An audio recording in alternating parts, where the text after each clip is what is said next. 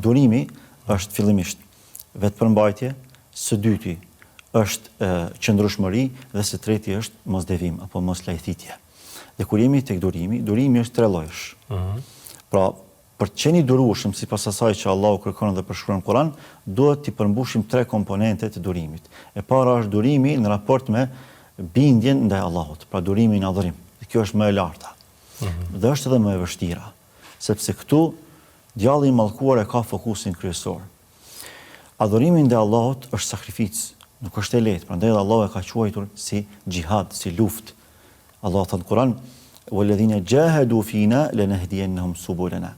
Ata që vinë drejt nesh duke bërë xhihad, pra duke luftuar me vetveten e tyre, me epshin e tyre, me egun e tyre, dhe kjo është lufta më e madhe, ne do t'ju hapim atyre rrugë të ndryshme drejt nesh, pra do t'u lehtësojmë rrugën për aq sa ata përpiqen drejt nesh. Pra është një luftë e brendshme kur ne dëshirojmë që ta manifestojmë adhurimin ndaj Allahut. Jo vetëm për atë se ne jemi të dobët, por shtoja edhe faktin që përreth nesh ka cytje djallëzore, ka dhe joshje njerëzore. Të gjitha këto e pengojnë në një farë forme ngritjen në adhurim të robit ndaj Allahut. Prandaj kërkon përpjekje, kërkon sakrificë. Nuk është e lehtë që të zgjohesh mëngjesin e hershëm për të falë sabahun. Prandaj është shumë e lehtë për rinin dhe për të tjerët që të çojnë pesha të rënda në fitnes, por nuk është e lehtë që ta largojnë plafin apo çarshafin në mëngjesin e sabahut. Është shumë e vështirë sepse kjo kërkon muskuj shpirtëror. Është shumë e lehtë me qumë muskuj trupor, po me muskuj të shpirtit, që në këtë rast është imani, është formimi i brendshëm, është shumë e vështirë. Pra kjo është lloji i parë edhe më i rëndësishëm. Po pra, lloji i dytë është në raport me mëkatet. Kur ty t'jepet mundësia me bë mëkat, për ti tregohesh i durueshëm në respektimin e urdhrave të Allahut.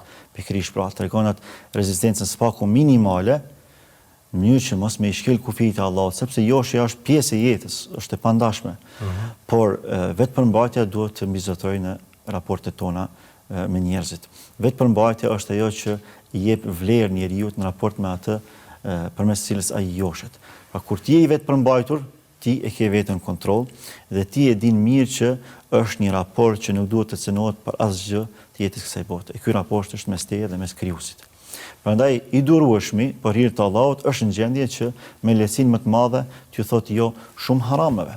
Ndonë se në shikim të parë janë shumë jorse, janë shumë tërheqëse, mund të jenë edhe profitabile, por kur e bën mend që ka të bëjë mes ti dhe mes Allahut, një raport që nuk duhet cenuar me asgjë të jetës kësaj bote, kur bëhet apo kur kihet parasysh fakti që ai që i ka krijuar gjitha këto kënaqësi është burimi i tyre dhe garantues i kënaqësive të përhershme në një botë dhe në një dimension shumë më të mirë se sa ky, për të bëhet shumë e lehtë. Prandaj thotë jo në haram, thotë jo në padrejsi, thotë jo në vjedhje, thotë jo në gënjeshtër, thotë jo në imoralitet, me lehtësinë dhe me gatishmërinë maksimale, sepse nuk dëshiron që ta humbë Allahun fuqiplot. Dhe lloji i tretë është në raport me humbjet, në raport me sprovat që ne i përjetojmë në jetën e përditshme.